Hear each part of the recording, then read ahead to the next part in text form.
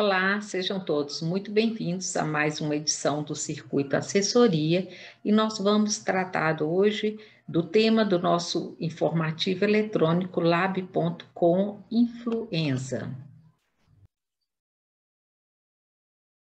Vírus influenza, diagnóstico laboratorial. O vírus influenza, ele existe circulando sobre a forma de 4 subtipos principais, que são subtipos A, B, C e D. E os vírus influenza A têm uma capacidade muito grande de sofrer mutações, mudanças nas propriedades das glicoproteínas que fazem parte do seu envelope, que são representadas aqui nessa gravura à esquerda, como glicoproteínas denominadas hemaglutinina e neuraminidase. Nós vemos, então, pela representação, que o vírus influenza é um vírus RNA que tem o seu conteúdo genético abrigado por um capsídeo e uma camada lipídica. Abaixo nós vemos uma microfotografia eletrônica mostrando, então, o vírus. E entre os vírus A que infectam os seres humanos, existem 3 subtipos principais de hemaglutininas, denominadas hemaglutininas 1, 2, 3, e 2 subtipos de neuraminidase, que em combinação tem gerado os subtipos principais do vírus, que é denominado vírus da gripe, que infecta as pessoas, que são o vírus H1N1 e o H3N2, e que normalmente podem causar, então, pandemias. No momento atual, o cenário corresponde a um surto de gripe causado pelo vírus H3N2, circulando no nosso meio e escapando da proteção vacinal, uma vez que a linhagem circulante detectada pelos nossos órgãos de vigilância brasileiros foi a linhagem Darwin. Então, essa linhagem Darwin circulante no hemisfério sul não faz parte da vacina que foi recomendada pela OMS em 2020. Então, os produtores colocaram na composição da vacina algumas linhagens, como a Victoria, Hong Kong, B. Washington, B. Victoria, e não, então, contemplava essa linhagem Darwin. Por isso, nós temos visto um número maior de casos de pessoas apresentando influenza causada pelo H3N2, linhagem Darwin. O vírus influenza, também denominado vírus da gripe, ele é de manifestação bastante conhecida da maior parte das pessoas, dado os sintomas bastante característicos. O período de incubação é um período curto, em torno de 2 dias, mas pode variar de 1 até 4 dias, sendo que a pessoa já transmite a infecção mesmo um dia antes de apresentar os sintomas. A excreção do vírus ocorre em maior quantidade entre as 24 e 72 horas do início da doença, e então ela cai até por volta do 5º dia. Os sintomas, como eu disse, são bastante conhecidos e a febre é algo bastante marcante no quadro de síndrome gripal e se apresenta geralmente acima de 38 graus, com o indivíduo muito prostrado, com dores musculares, dor de garganta, às vezes com tosse seca e com algum grau de comprometimento pulmonar, que é variável, desde comprometimentos às vezes leves até comprometimento grave, podendo estar sendo o agente causal de uma síndrome respiratória aguda grave, principalmente em indivíduos que são susceptíveis e que, portanto, pode levar a uma hospitalização precoce. Os indivíduos que fazem parte desse grupo de risco, ou seja, a população que é mais susceptível à infecção pelo vírus influenza, são as pessoas que são portadoras de algum quadro de imunossupressão ou que são portadores de doenças crônicas, sejam elas doenças metabólicas, cardíacas, pulmonares, ou então os grupos que estão nos extremos de idade, as crianças muito pequenas, os idosos, ou então as gestantes e puérperas, além também de grupos de populações vulneráveis, como, por exemplo, algumas populações indígenas. E então é necessário que todo esse grupo de risco seja contemplado através de programas de vacinação e que estejam sendo monitoradas de forma atenta para o diagnóstico da infecção pelo vírus influenza. O diagnóstico ele é muito clínico e todas as diretrizes contemplam uma abordagem clínica, porém, o diagnóstico laboratorial ele é perfeitamente execuível, ele está disponível para um grande número da população em vários locais por técnicas laboratoriais muito eficientes do ponto de vista de sensibilidade, especificidade, rapidez, baixo custo, então devem ser aplicadas porque trazem muitas vantagens. Entre essas, a redução da utilização de outros exames que seriam desnecessários para o esclarecimento diagnóstico ou para o monitoramento do paciente, e também o uso inadequado de antibióticos, uma vez que se trata de uma doença viral, mas que pode ser tratada por antivirais específicos.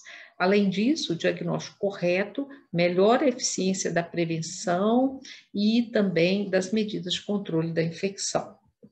Bom, ele é feito usualmente através de suave de nasofaringe, pode ser utilizado qualquer material do trato respiratório, lavado brônquico, orofaringe, escarro, dependendo do método.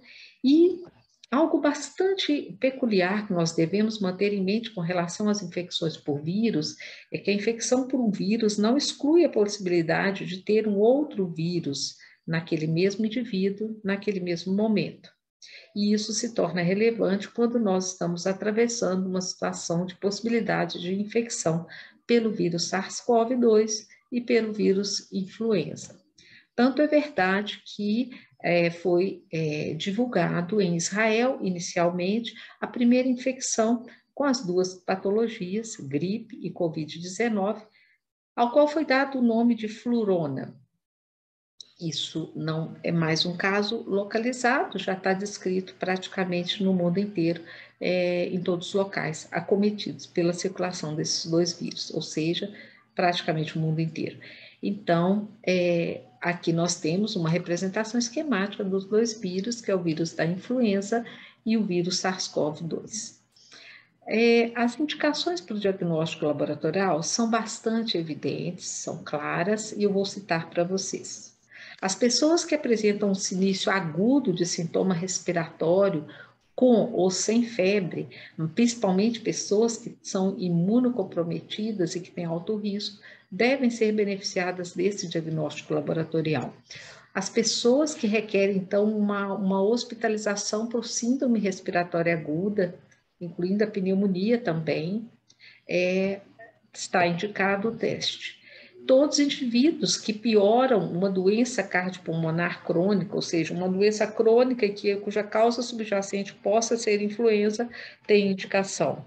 Pacientes que estão hospitalizados por qualquer patologia e que apresentam um sintoma respiratório agudo, de início súbito, normalmente, ou até mesmo progressivo, que não tem um diagnóstico alternativo claro, deve ser aplicado o diagnóstico laboratorial. E sem esquecer das crianças, cujo patógeno bastante comum é o vírus respiratório sincicial, e nesse caso aqui cabe, então, uma distinção entre os dois vírus. Quando é que nós devemos realizar o teste para influenza? É o mais rápido possível, porém, há uma certa variação na literatura quanto ao período ideal, em termos de dia, 3, 4 dias, mas nesse período de início dos sintomas. Se o teste não foi feito nesse período e resta suspeita, podemos ainda tentar alguns testes que têm maior sensibilidade num período mais prolongado, como, por exemplo, os testes moleculares. E, já que entramos citando os tipos de teste, vamos então falar o que nós temos disponíveis. Então, nós temos para o diagnóstico laboratorial um teste fluorescente, uma coloração direta com anticorpo fluorescente. Nós podemos utilizar os testes de diagnóstico rápido por fluxo lateral, por outras técnicas moleculares rápidas.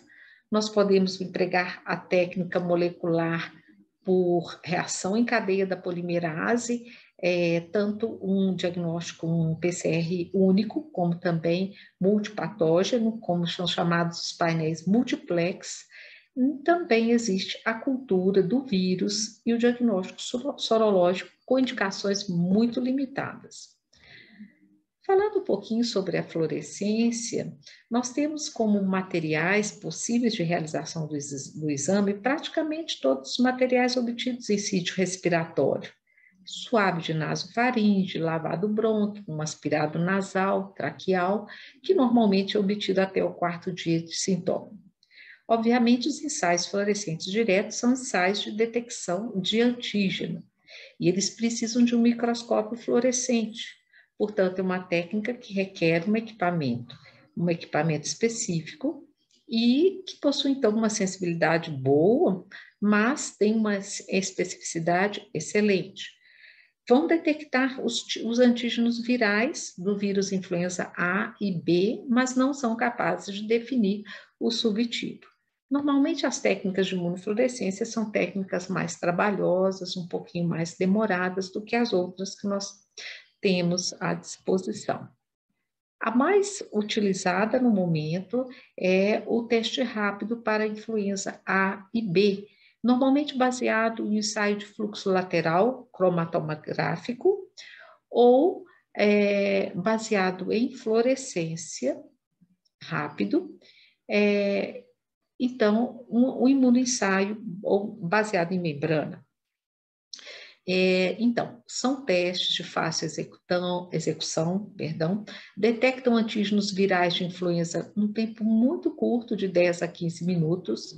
Realmente são testes sensíveis, mas não tão sensíveis quanto as técnicas moleculares.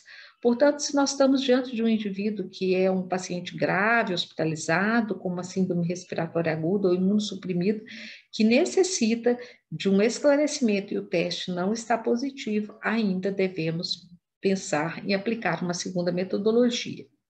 Se o teste está positivo, um teste rápido está positivo, não quer dizer que o indivíduo está tendo um vírus infeccioso ou replicante naquele momento.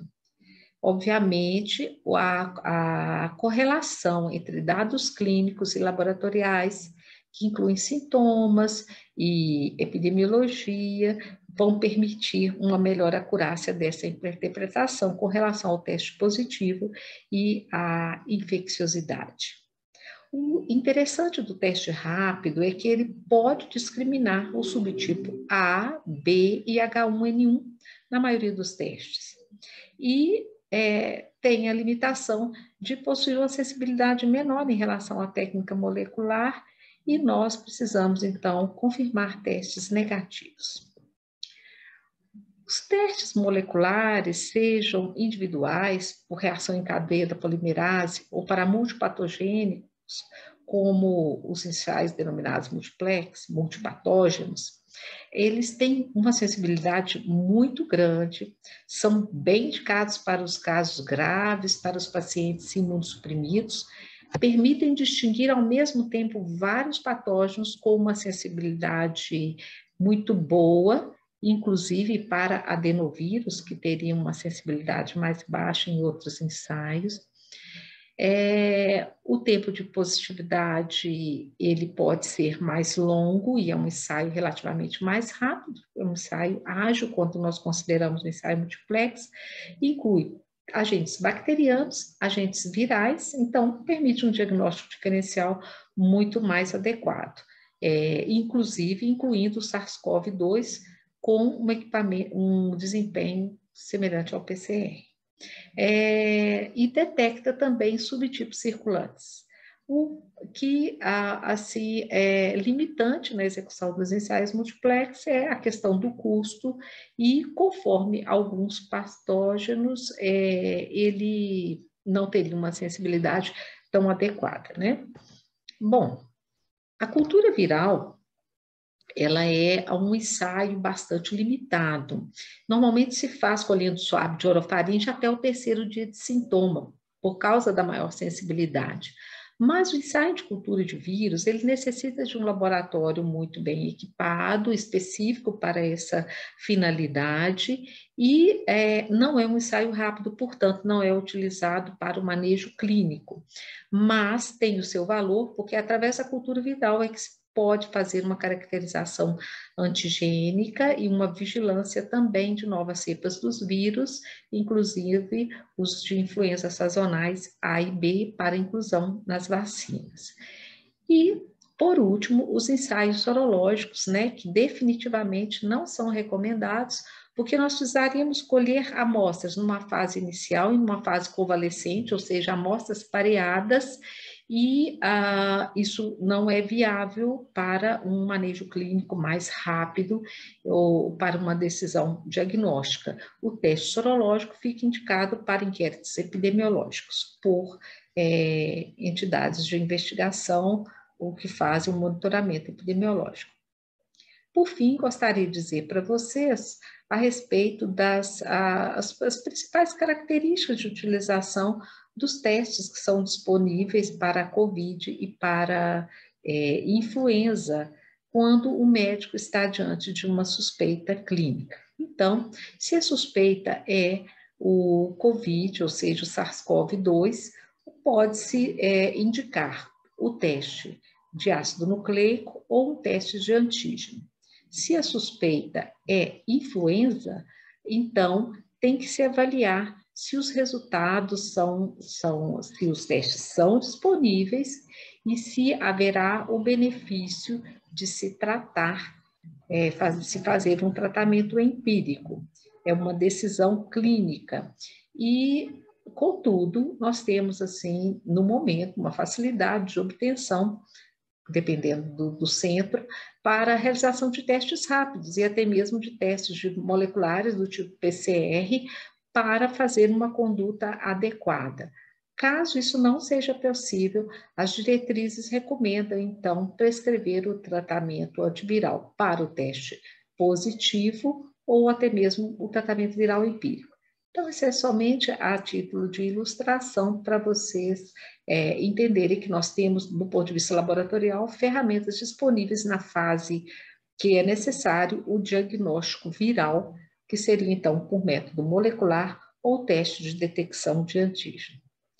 É isso, agradeço a todos a atenção e convido para que leiam o nosso informativo eletrônico lab.com, influenza já disponível. Obrigada.